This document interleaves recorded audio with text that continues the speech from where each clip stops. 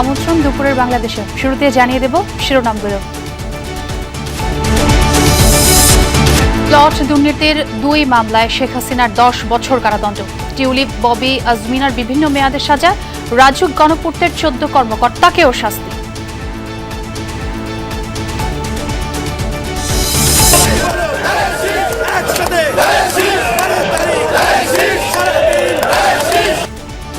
ক্ষমতায় গেলে দেশ পুনর্গঠনই বিএনপির প্রধান লক্ষ্য। খুলনার জনসভায় তারেক রহমান, নারী জনগোষ্ঠীকে পেছনে রেখে উন্নয়ন কখনোই সম্ভব নয়।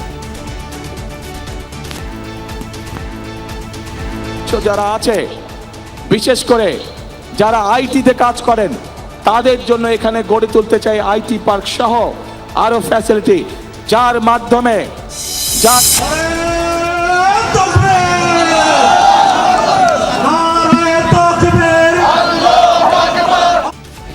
দুর্নীতি ও চাঁদাবাজ মুক্ত নেতৃত্ব গড়ে তোলা গেলে দেশ এগিয়ে যাবে, মহেশখালীর সমাবেশে জামায়াতের আমির।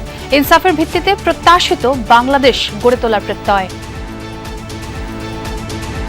দলের পরিবারের গোষ্ঠীর বিজয় হলো, তারপরে জাতির উপরে তাণ্ডব চালানো হলো। ধিক্কার জানাই, ওই বিজয় আমাদের প্রয়োজন নেই।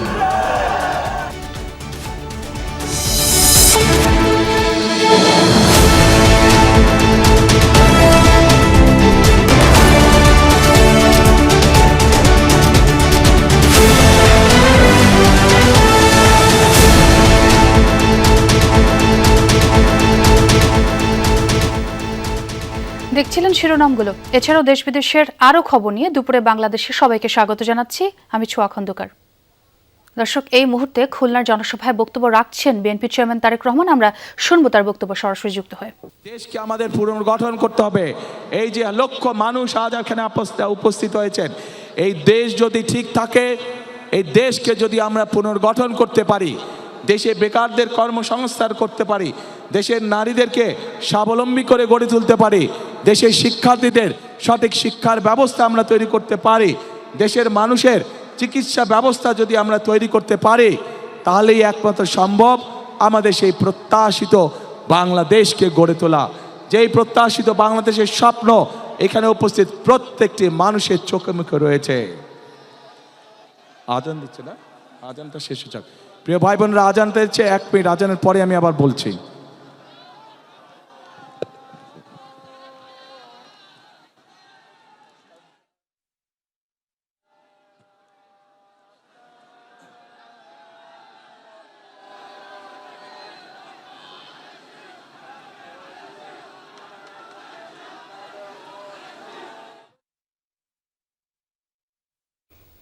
দর্শক, আমরা এতক্ষণ তারেক রহমানের বক্তব্য শুনছিলাম। আমরা আবারও যোগ দিয়ে তার বক্তব্য শুনব।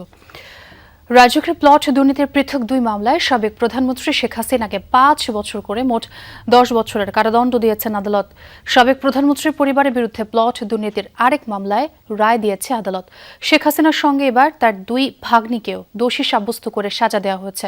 যার নামে প্লট, সেই আজমিনা সিদ্দিক রূপন্তীকে দেওয়া হয়েছে 7 বছরের কারাদণ্ড। তার খালা সাবেক প্রধানমন্ত্রী শেখ হাসিনার 5 বছরের কারাদণ্ড এবং বোন ব্রিটিশ এমপি টিউলিপের 2 বছরের কারাদণ্ড দেওয়া হয়েছে। এই মামলায় রদওয়ান মুজিব সিদ্দিক ববিকেও 7 বছরের কারাদণ্ড দিয়েছেন আদালত। ঢাকার 4র্থ বিশেষ জজ আদালতের বিচারক রবিউল আলম সোমবার এই মামলার রায় ঘোষণা করেন। দর্শক, বিশেষ জজ আদালতেই আছেন আমার সহকর্মী রাব্বি হোসেন, তার সঙ্গে কথা বলতে চাই। রাব্বি, আমরা একটু রায়ের ব্যাপারে জানতে চাই। রায়ে বিচারক কি কোনো পর্যবেক্ষণ দিয়েছেন কিনা এবং আপনার কাছে কি তথ্য আছে এই সংক্রান্ত? ছোঁয়া, রাজউকের প্লট দুর্নীতির পৃথক 2টি মামলা আজকে এই বিচারিক আদালতে মীমাংসা হলো। সেখানে সাবেক প্রধানমন্ত্রী শেখ হাসিনাকে প্লট দুর্নীতির 2 মামলায় 5 বছর করে 10 বছরের কারাদণ্ড দেওয়া হয়েছে। পাশাপাশি টিউলিপ সিদ্দিককে 2 বছর করে 4 বছরের কারাদণ্ড দেওয়া হয়েছে। এছাড়া রদওয়ান মুজিব সিদ্দিককে 7 বছর এবং আজমিনা সিদ্দিককে 7 বছরের কারাদণ্ড দেওয়া হয়েছে একটি মামলাতে। পাশাপাশি এখানে রাজউকের এবং গণপূর্ত অধিদপ্তরের আরও 14 কর্মকর্তাকে 5 বছর করে কারাদণ্ড দেওয়া হয়েছে। অর্থাৎ 2 মামলায় তারাও 10 বছর করে কারাদণ্ড পেয়েছেন। এছাড়া এই মামলায় একজন যিনি আসামি গ্রেফতার রয়েছেন রাজুকের সদস্য খুরশিদ আলম, তাকে 2 মামলাতে 1 বছর করে 2 বছর কারাদণ্ড দেওয়া হয়েছে। এবং আমাদের সঙ্গে কিছুক্ষণ আগেই দুদকের আইনজীবীরা কথা বলছিলেন, তারা বলছিলেন যে এই রায়টির মাধ্যমে এই বিচারিক আদালতের যেই প্লট দুর্নীতির মামলা সেটি যেমন মীমাংসা হলো, পাশাপাশি একটি বার্তা দিয়েছেন আদালত, সেখানে বলেছেন যে সাবেক প্রধানমন্ত্রী শেখ হাসিনা তার ক্ষমতার অপব্যবহার করে তিনি যেভাবে এই রাজুকের প্লট নিয়েছেন সেটি এই দেশের মানুষের সঙ্গে, জনগণের সঙ্গে এক ধরনের বিশ্বাসঘাতকতা। কারণ এই রাজুকের প্লটগুলো সাধারণ যেই মানুষগুলো পেয়ে থাকেন শেখ হাসিনার পরিবারের প্লট থাকা সত্ত্বেও তিনি যেইভাবে এই জালিয়াতি করে প্লট নিয়েছে সেটি আসলে কোনোভাবেই কাম্য নয়, এরকমটি এই পর্যবেক্ষণ দিয়েছেন আদালত। তবে এখানে যেহেতু এই মামলার রাব্বি, অনেক ধন্যবাদ আপনাকে। দর্শক, আমরা খুলনার জনসভায় আবারও যুক্ত হতে চাই। বিএনপির চেয়ারম্যান তারেক রহমান বক্তব্য রাখছেন। তিনি যেহেতু আগে আজানের জন্য একটু বিরতি নিয়েছিলেন, তিনি আবারও বক্তব্য শুরু করেছেন। আমরা শুনবো সরাসরি যুক্ত হয়ে। তার ভিত্তিতে, তার মেধার ভিত্তিতে তাকে বিবেচনা করা হবে। প্রিয় ভাই বোনেরা, সেজন্যই একটি বৈষম্যহীন একটি বাংলাদেশ গড়ে তুলতে চায়। কিন্তু এই বাংলাদেশকে যদি গড়ে তুলতে হয় তাহলে অবশ্যই আমাদের সকলকে পরিশ্রম করতে হবে, আমাদের সকলকে ঐক্যবদ্ধ থাকতে হবে। প্রিয় ভাই বোনেরা, বহু আত্মত্যাগের বিনিময় আজকে যে আমাদের রাজনৈতিক অধিকার, যেই অধিকারের জন্য বিগত 1 যুগেরও বেশি সময় ধরে বহু মানুষ গুম খুনের শিকার হয়েছে, বহু মানুষ অত্যাচার নির্যাতনের শিকার হয়েছে, সেই অধিকার বাস্তবায়িত হতে যাচ্ছে আগামী ইনশাল্লাহ 12 তারিখ। কিন্তু আমরা খেয়াল করছি একটি মহল বলার চেষ্টা করছে এবার ভোট গণনাতে বলে অনেক সময় লাগবে। শুনেছেন এই কথা আপনারা? প্রিয় ভাই বোনেরা, ষড়যন্ত্র কিন্তু আবার শুরু করেছে। তাদের কথা বলেছি প্রথমে, যারা জনগণের সামনে সকাল বিকাল মিথ্যে কথা বলছে, যারা দেশের নারী সমাজকে হেয় প্রতিপন্ন করছে, এরাই আবার ষড়যন্ত্র শুরু করেছে বিভিন্নভাবে। কারণ তারা জানে তাদের এইসব কথাবার্তা, তাদের এইসব কাজকর্ম, এইসব ফাঁকি ঝুঁকে মানুষ ধরে ফেলেছে এবং সেজন্যই তারা বিভিন্ন ছল চাতুরির চেষ্টা করছে। প্রিয় ভাই বোনেরা, আজ তাই এই জনসভায় দাঁড়িয়ে আপনাদের সকলকে বলতে চাই, আপনাদেরকে আজ থেকে সতর্ক থাকতে হবে, সজাগ থাকতে হবে। যে অধিকার আপনি গত 1 যুগ ধরে পাননি, আবার যাতে এই অধিকার কেউ কেড়ে নিয়ে যেতে না পারে, আপনাদের সকলকে সতর্ক থাকতে হবে। দল মত ধর্ম বর্ণ নির্বিশেষে আমাদের সকলকে সতর্ক এবং সজাগ থাকতে হবে। প্রিয় ভাই বোনেরা, আমরা যদি সকলে ঐক্যবদ্ধ থাকি, সকলে যদি আমরা একত্রিত হয়ে থাকি, তাহলে অবশ্যই আমরা আমাদের সেই কাঙ্ক্ষিত বাংলাদেশ গড়ে তুলতে সক্ষম হব। এবং সেই কাঙ্ক্ষিত বাংলাদেশের স্লোগান হবে একটাই। জানেন কি সেই স্লোগান? করব কাজ, কি ভাই? করব কাজ, গর্ব দেশ, সবার আগে বাংলাদেশ। করব কাজ, সবার আগে ইনশাল্লাহ। প্রিয় ভাই বোনেরা, আসুন আজ এই জনসভায় আমরা প্রতিজ্ঞাবদ্ধ হই যে আপনাদের সামনে অভিজ্ঞতা রয়ে গিয়েছে এবং বর্তমান মুহূর্তে যতগুলি রাজনৈতিক দল আছে তাদের মধ্যে একমাত্র বিএনপির অভিজ্ঞতা আছে দেশ পরিচালনা করার। এবং যেহেতু বিএনপির অভিজ্ঞতা আছে দেশ পরিচালনা করার, একমাত্র বিএনপির পক্ষেই সম্ভব এই বাংলাদেশকে সঠিক পথে পরিচালিত করা। প্রিয় ভাই বোনেরা, দেশকে যদি সঠিক পথে পরিচালিত করতে হয়, দুটো বিষয় আমাদেরকে অত্যন্ত সতর্কভাবে সজাগ দৃষ্টি রাখতে হবে। এক, দেশের আইন শৃঙ্খলা রক্ষা করা, যে কোনো পরিস্থিতিতে দেশের আইন শৃঙ্খলা রক্ষা করা, যেন মানুষ শান্তিতে রাজপথে চলতে পারে, যেন মানুষ শান্তিতে তার ব্যবসা বাণিজ্য করতে পারে, যেন মানুষ শান্তিতে রাতে ঘুম যেতে পারে তার নিজের ঘরে। এই অভিজ্ঞতা বিএনপিরই আছে, বিএনপি জানে কিভাবে দেশে নিরাপদ পরিস্থিতি তৈরি করতে হয়। প্রিয় ভাই বোনেরা, একই সাথে বিএনপির আরেকটি অভিজ্ঞতা আছে কিভাবে দেশকে দুর্নীতির করাল গ্রাস থেকে বের করে নিয়ে আসতে হয়। অতীতেও আমরা দেখেছি যে স্বৈরাচার পালিয়ে গেছে, তারা যখন অতীতে ক্ষমতায় ছিল, তারা যখন দেশকে দুর্নীতিতে সয়লাভ করে দিয়েছিল, পরবর্তীতে যখন দেশনেত্রী খালেদা জিয়া দেশ পরিচালনার দায়িত্ব গ্রহণ করেন, আমরা দেখেছি কিভাবে ধীরে ধীরে বাংলাদেশকে বিএনপি সরকার দুর্নীতির রাহু করাল গ্রাস থেকে বের করে নিয়ে এসেছিল। প্রিয় ভাই বোন, দর্শক, আমরা এতক্ষণ খুলনা যুক্ত হয়ে বিএনপি চেয়ারম্যান তারেক রহমানের কথা শুনছিলাম। আমরা এবার একটু যশোরে যেতে চাই। যেমনটি আগেও জানিয়েছি, খুলনার পর দুপুরে যশোরে নির্বাচনী জনসভায় যোগ দেবেন বিএনপি চেয়ারম্যান তারেক রহমান। সেখানকার খবর রাখছেন আমার সহকর্মী আরেফিন শাকিল, তিনি আমার সঙ্গে ইতিমধ্যে যোগ্য হয়েছেন। শাকিল, জনসভায় প্রথমত সমাগম কেমন দেখছেন, এবং তারেক রহমান যেহেতু আসবেন 2 দশক পর যশোরে, আইন শৃঙ্খলা পরিস্থিতি কেমন মোতায়েন করা হয়েছে? ছোঁয়া বিপুল সংখ্যক জনসমাগম এবং এরই মধ্যে পুরো মাঠ অনেকাংশেই ভরে গেছে এবং দুই পাশে অবস্থান নিয়েছেন। তারেক রহমান খুলনায় শেষ পর্যায়ে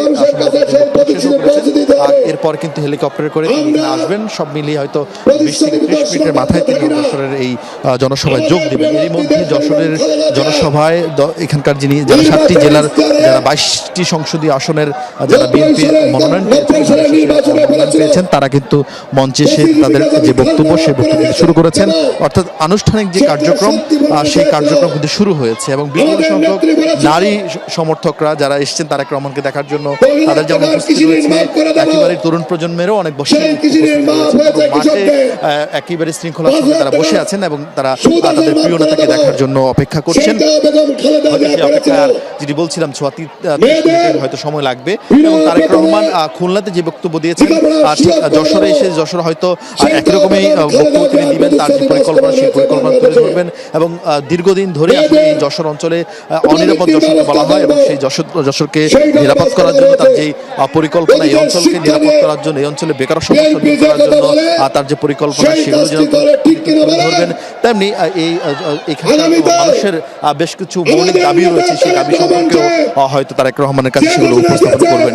এখন যে যারা বিভিন্ন জেলার নেতৃবৃন্দ রয়েছেন, যারা সংসদ সদস্য প্রার্থী হয়েছেন, তাদের যে পরিকল্পনা সেই পরিকল্পনা তারাও তুলে ধরছেন। তারা বলছেন তারেক রহমানের উপর আস্থা রাখার জন্য, ধানের শীষের উপর আস্থা রাখার জন্য, যেই ধানের শীষ মানুষকে উন্নয়ন অগ্রযাত্রায় এগিয়ে নেয়, যে ধানের শীষ বাংলাদেশকে গণতান্ত্রিক ব্যবস্থা ফিরিয়ে দেয়, যে ধানের শীষ বাংলাদেশকে বিশ্বের দরবারে নতুন করে পরিচিত করে, সেই ধানের শীষে সবাই যেন ঐক্যবদ্ধ থাকেন, সবাই যেন ধানের শীষকে ভোট দেন, সেই দাবি, সেই আহ্বান জানানো হচ্ছে। এবং তারেক রহমান 2 দশক পর, প্রায় 22 বছর পর তিনি এই যশোরে আসবেন। ফলে খুব স্বাভাবিকভাবে নেতাকর্মীদের মধ্যে উৎসাহ উদ্দীপনা খুব বেশি আমরা লক্ষ্য করেছি এবং তারা বলছেন যে তাদের জন্য আসলে আজকের দিনটি বহুল কাঙ্ক্ষিত। এই দিনটির জন্য, এরকম সময়ের জন্য তারা দীর্ঘদিন তারা গুম খুন শিকার হয়েছেন, কেউ কেউ হত্যাকাণ্ডের শিকার হয়েছেন, অনেক শহীদ পরিবারের সদস্যরা এখানে রয়েছেন। দর্শক, আমার সহকর্মী আরেফিন শাকিল যোগ দিয়েছিলেন যশোর থেকে। বিএনপি চেয়ারম্যান তারেক রহমান সেখানে যাবেন, যেমনটি আপনাদের জানাচ্ছিলাম, সেই খবরই তিনি আমাদের জানাচ্ছিলেন। দুর্নীতি ও চাঁদাবাজ মুক্ত নেতৃত্ব গড়ে তোলা গেলে দেশ এগিয়ে যাবে বলে জানান জামায়াত ইসলামীর আমির ডাক্তার শফিকুর রহমান। ইনসাফের ভিত্তিতে প্রত্যাশিত বাংলাদেশ গড়ে তোলার প্রত্যয় ব্যক্ত করেন তিনি। নির্বাচনী প্রচারণার অংশ হিসেবে মহেশখালী বড় বাজার প্রাথমিক বিদ্যালয় মাঠের নির্বাচনী জনসভায় এই কথাই বলেন জামায়াত আমির। জনসভায় ডাক্তার শফিকুর রহমান আরও বলেন, গণভোটে যারা হ্যার বিপক্ষে যাবে তারা পুরানো ফ্যাসিবাদ কায়েম করতে চায়। একটা সময় যারা হ্যার বিপক্ষে ছিল তারা বাধ্য হয়েই হ্যার পক্ষে এসেছে, দাবি তোলেন ডাক্তার শফিকুর রহমান। আরও বলেন, বিগত সরকারগুলো নারীদের এগিয়ে নিতে এবং নিরাপত্তা দিতে ব্যর্থ হয়েছে। 11 দলীয় ঐক্য নির্বাচিত হলে নারীদের সম্মান, নিরাপদ কর্মপরিবেশ নিশ্চিতের প্রতিশ্রুতি দেন তিনি। দুপুরে শহরের বাহারছড়া মুক্তিযোদ্ধা মাঠে 11 দলীয় ঐক্যের জনসভায় যোগ দেবেন জামায়াত আমির। পরে লোহাগড়ার পদুয়ায় সমাবেশে যোগ দেবেন ডাক্তার শফিকুর রহমান। বিকেলে চট্টগ্রাম মহানগরের বন্দর স্কুল অ্যান্ড কলেজ মাঠে এবং সীতাকুণ্ডের জনসভায় বক্তব্য রাখবেন তিনি। এই বাংলাদেশ আর হামাগুড়ি দিয়ে খুঁড়িয়ে খুঁড়িয়ে সামনের দিকে যাবে, ওটা আমরা চাই না। বাংলাদেশকে এখন জাম্প করতে হবে ইনশাআল্লাহ। আমরা বিশ্বাস করি মাত্র 5টা বছর এই দেশের অর্থনৈতিক মানচিত্র পাল্টে দেওয়া সম্ভব ইনশাআল্লাহ। চুরি হবে না, চাঁদাবাজি লুণ্ঠন হবে না। অপরাধ দেখবেন, যদি আপনারা আলহামদুলিল্লাহ এই জায়গাটাই ভোট দেন, ইনশাল্লাহ দেখবেন 13 তারিখ থেকে এই বাংলাদেশ বদলে গেছে। রাজধানীতে নির্বাচনী প্রচারণায় ব্যস্ত বিএনপি মনোনীত প্রার্থীরা। সকাল থেকেই রাজধানীর বিভিন্ন এলাকার পাড়া মহল্লায় ছুটছেন তারা, ভোট চাইছেন ধানের শীষের পক্ষে। রাজধানীর পল্লবী এলাকায় প্রচারণা করেন ঢাকা 16 আসনের বিএনপি প্রার্থী আমিনুল হক। বলেন, কোনো উস্কানিতে পা না দিতে নেতাকর্মীদের নির্দেশনা দেওয়া হচ্ছে। মন্তব্য করেন, ক্ষমতার মোহে পড়ে ভোটারদের টাকা দিচ্ছে একটি দল। জানান, এই বিষয়ে বিএনপির কেন্দ্রীয় দপ্তরে অভিযোগ দেওয়া হয়েছে, সেখান থেকে অভিযোগ জানানো হবে। চাঁদাবাজ, সন্ত্রাস মুক্ত এবং মাদক মুক্ত সমাজ গঠনের আশ্বাস দেন তিনি। এদিকে শ্রমিকদের আহ্বানে তাদের দ্বার প্রান্তে গণসংযোগ করেন ঢাকা 4 আসনের বিএনপি মনোনীত প্রার্থী তানভীর আহমেদ রবিন। পরে শ্রমিক কর্মকর্তা ও কর্মচারীদের সাথে কথাও বলেন তিনি। আমাদের নারীদের যারা নিরাপত্তা দিতে পারবে না, যারা নারীদের মান সম্মান নিয়ে কথা বলেছে, কুরুচিপূর্ণ মন্তব্য করেছে, তাদের কাছে কখনোই দেশ হেফাজত না। মানুষ নির্ভয় নির্বিঘ্নে সমাজের যত অসুবিধা আছে, অসঙ্গতি আছে, সেগুলি যাতে মানুষের সামনে মুক্ত আলোচনার জায়গা তৈরি হয় এবং সেটির মাধ্যমে এলাকার যে সমস্যাগুলি আছে সেগুলি চিহ্নিত করা যাবে।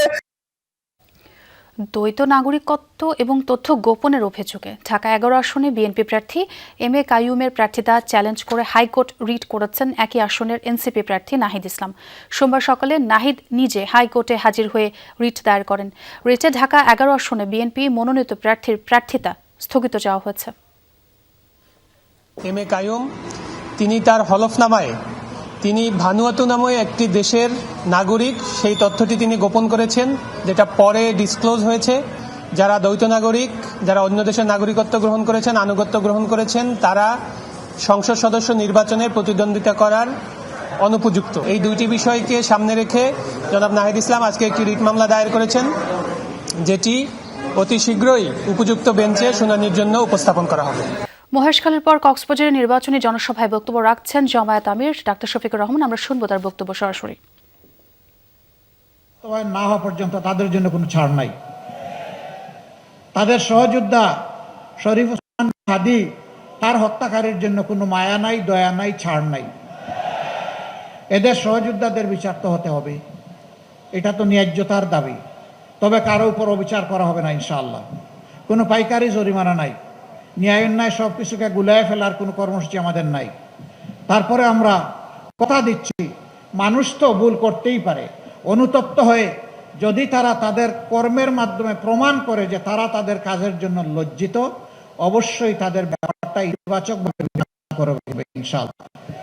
এই দেশ চালাতে হবে তো। এই মানুষগুলো এই দেশেরই মানুষ, কোথায় ফেলবো? সাগরে? এদের সাগরে ফেলতে পারবো না। আর এত মানুষ জায়গা দেওয়ার মতো জেল বাংলাদেশে নাই। সবার লাগবে না, লেজ ধরে পা ধরে টানাটানি না করে কান ধরে টান দিলেই হয়ে যাবে ইনশাআল্লাহ।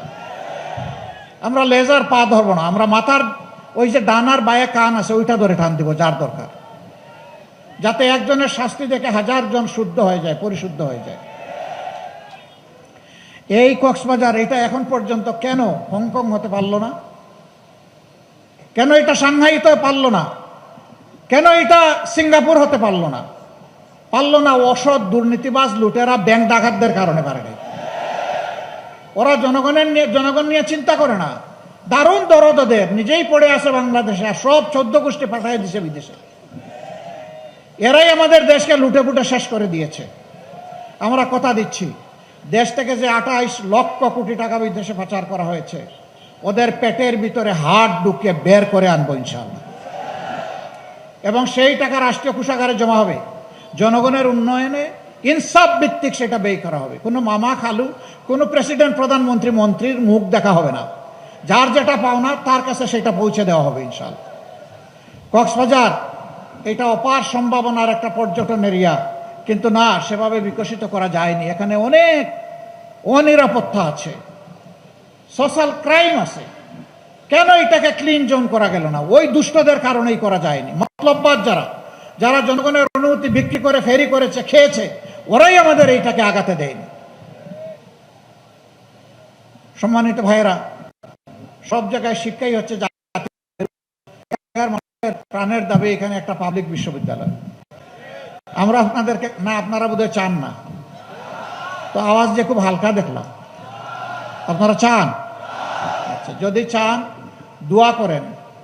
শুধু বিশ্ববিদ্যালয় মানে দোকান খোলা না, সার্টিফিকেট তৈরির ফ্যাক্টরি না, আমরা সেই শিক্ষা ব্যবস্থা গড়ে তুলতে চাই যেই শিক্ষা মানুষকে মানুষ বানাবে, আবার একই সাথে দেশ গড়ার কারিগর বানাবে। আমরা কোনো একাডেমিক জাস্ট থিওরিটিক্যাল এডুকেশনে বিশ্বাসী নই। আমরা মোরাল এবং প্রফেশনাল এডুকেশন আমাদের সন্তানদের হাতে তুলে দেবো ইনশাআল্লাহ।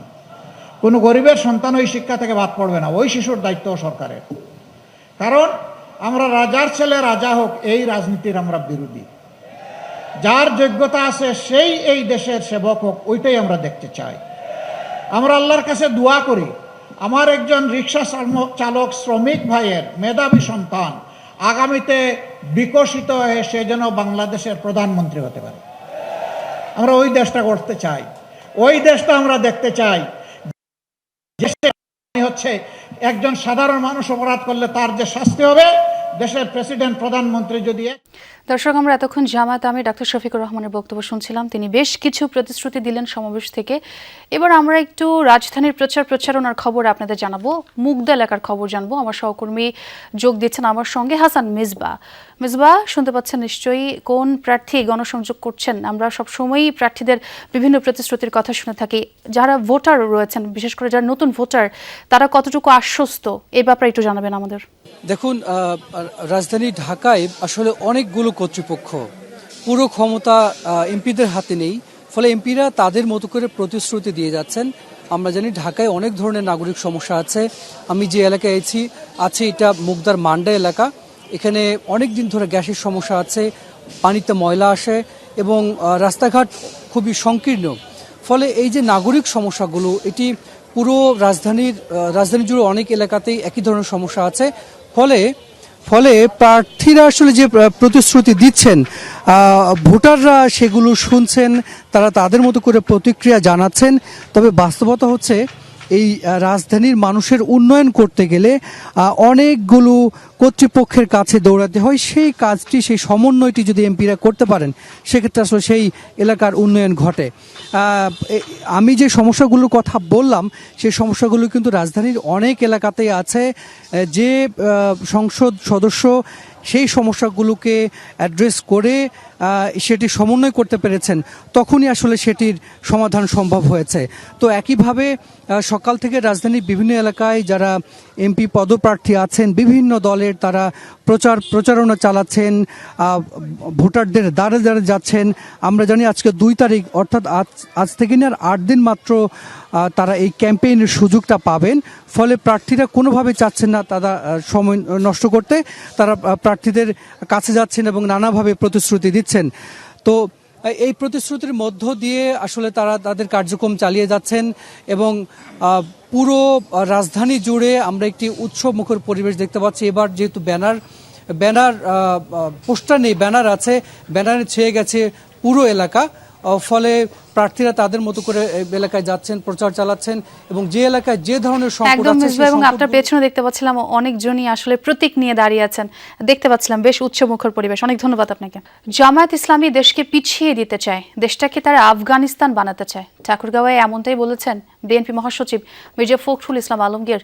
সকালে ঠাকুরগাঁও 1 আসনের ঝোলারহাট বাজারে নির্বাচনী পথসভায় এসব কথাই বলেন তিনি আরো বলেন, জামায়াতের আমির নারীদের নিয়ে যদি কোনো কটূক্তি করে থাকেন, তবে সেটা অবশ্যই অন্যায়। নারীরা তা কখনোই মেনে নেবে না। বাংলাদেশের জনসংখ্যার অর্ধেকেরও বেশি নারী পুরুষ সমান অধিকার নিয়েই এই দেশে বসবাস করবে। এছাড়া মহাসচিব বলেন, নারীদের সমান অধিকার ও তাদের প্রাপ্য নিশ্চিত করতে বিএনপি সবসময় বদ্ধপরিকর। 5 ঘন্টার বেশি কাজ করতে পারবে না, খাবে কি? আমাদের মেয়েরা যদি স্কুল কলেজে না যায়, পড়াশোনা না করে, চাকরি পাবে কোথায়? বাটপাড়ি, পুরা মিথ্যা কথা। কোন সরকার কাজ না করলে কাউকে টাকা দিবে? হবে নাকি? এরা জামাতে ইসলাম এই দেশটাকে আফগানিস্তানে পরিণত করতে চায়। জামায়াত আমির ডাক্তার শফিকুর রহমানের ভেরিফাইড আইডি হ্যাকের ঘটনা রহস্যজনক। এই মন্তব্য করেছেন বিএনপির সিনিয়র যুগ্ম মহাসচিব রুহুল কবির রিজভী আহমেদ। নয়াপল্টন কেন্দ্রীয় কার্যালয়ের সামনে জাতীয়তাবাদী নারী দলের প্রতিবাদ সমাবেশে এই কথাই বলেন তিনি। রুহুল কবির বলেন, নারীদের ছোট করে দেখে জামায়াত। জান্নাতের টিকিট বিক্রি শেষে তারা এখন নারীদের ধরেছে। ক্ষমতায় গেলে নারীর অধিকার সংকুচিত করবে দলটি। জামায়াত কখনো ক্ষমতায় গেলে তারা নারীর সঙ্গে কি আচরণ করবে তা বোঝা যাচ্ছে। অনুষ্ঠানে বিএনপির স্থায়ী কমিটির সদস্য সেলিমা রহমান বলেন, জামায়াত আমিরের কথায় তারা লজ্জিত। অবিলম্বে তাকে ক্ষমা চাওয়ার আহ্বান জানান তিনি। নারীদের অপমান করে দেশ এগিয়ে যেতে পারে না। সমাবেশ শেষে বিক্ষোভ মিছিল করেন নারীরা।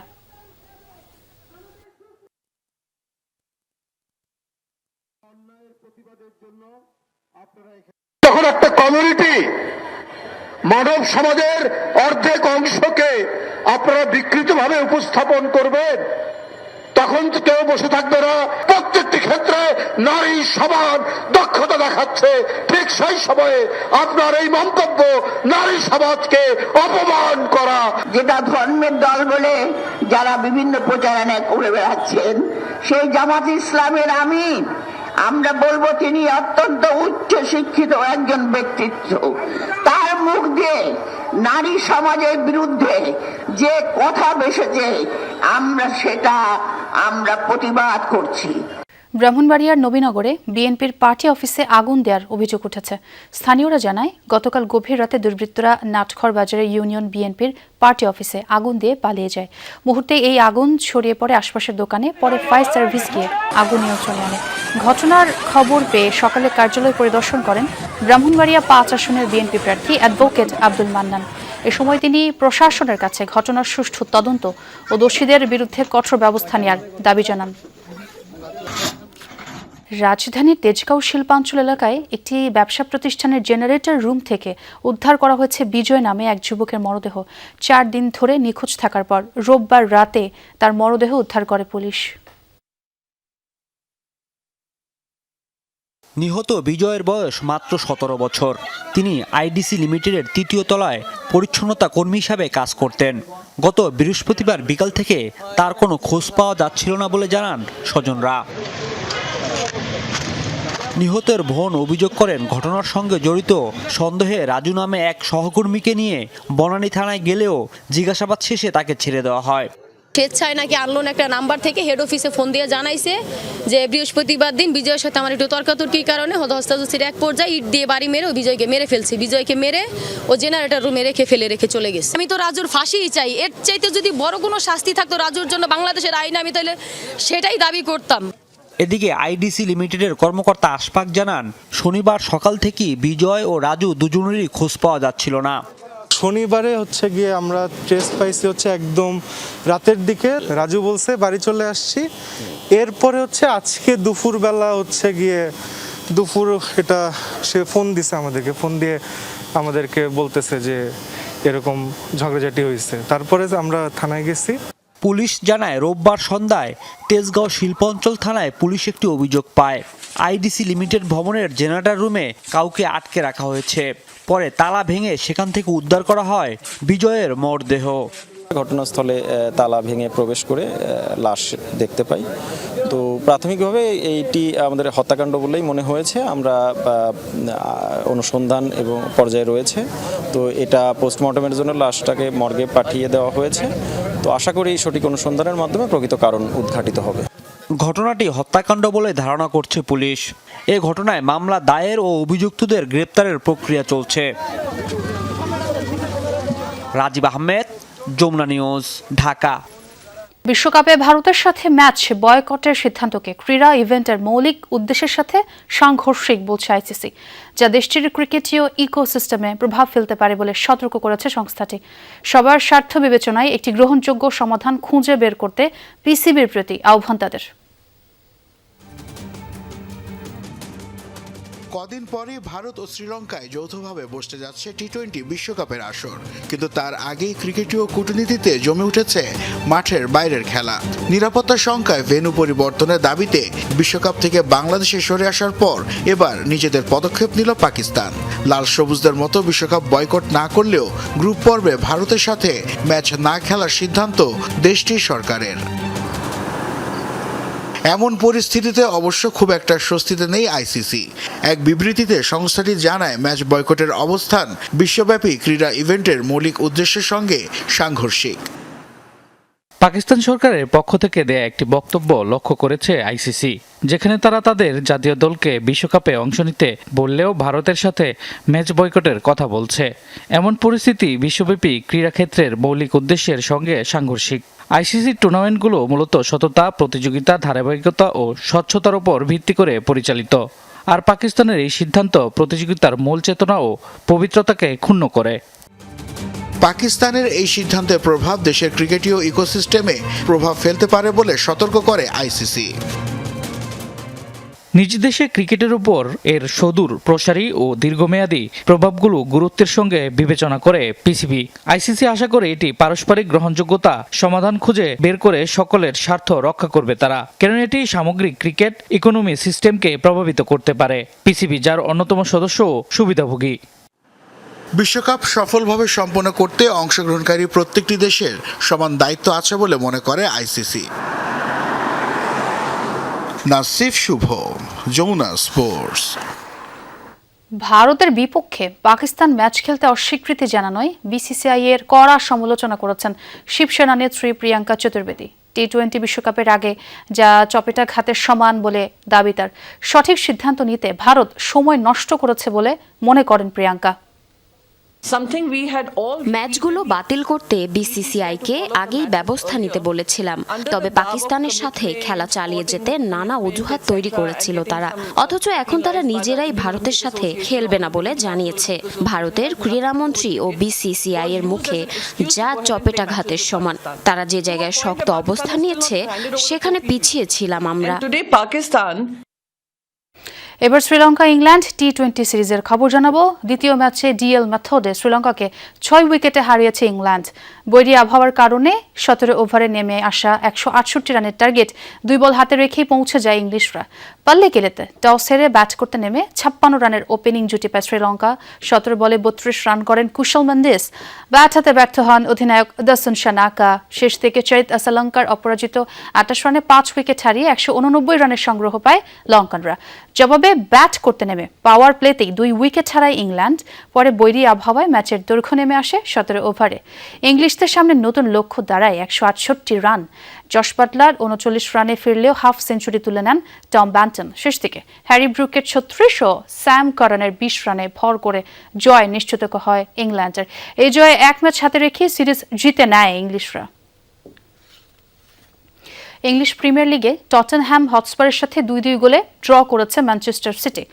এই ড্রয়ে আর্সেনালের সাথে পয়েন্ট ব্যবধান কমাতে ব্যর্থ হয়েছে সিটিজেনরা। লন্ডনের টটেনহ্যাম হটস্পার স্টেডিয়ামে শুরু থেকেই বলের নিয়ন্ত্রণ নিয়ে খেলতে থাকে ম্যানচেস্টার সিটি। 11 মিনিটে রায়ান শেরকির ফিনিশিংয়ে ডেডলক ভাঙে সফরকারীরা। বিরতিতে যাওয়ার আগে টটেনহ্যামের রক্ষণের ভুলকে কাজে লাগিয়ে ব্যবধান দ্বিগুণ করেন অ্যান্টোনি সেমেনিও। 53 মিনিটে ম্যান সিটির আত্মঘাতী গোলে ম্যাচের ঘুরে দাঁড়ানোর রসদ খুঁজে পায় স্বাগতিকরা। সেই ধারাবাহিকতাই 17 মিনিট পর টটেনহ্যাম সমর্থকদের আনন্দে ভাসিয়ে দলকে সমতায় ফেরান ডোমেনিক সোলাঙ্কি। শেষ পর্যন্ত গোলের জন্য মরিয়া হয়ে আক্রমণ চালায় ম্যানচেস্টার সিটি। তবে পয়েন্ট ভাগাভাগি করেই মাঠ ছাড়তে হয়েছে পেপ গার্দিওলা শিষ্যদের। দর্শক, দুপুরের বাংলাদেশের প্রথম ঘন্টা থেকে বিদায় নিচ্ছি আমি ছোঁয়া খন্দকার। পরের ঘন্টার খবর নিয়ে ফিরবেন আমার সহকর্মী মারফি রহমান। সাথেই থাকুন।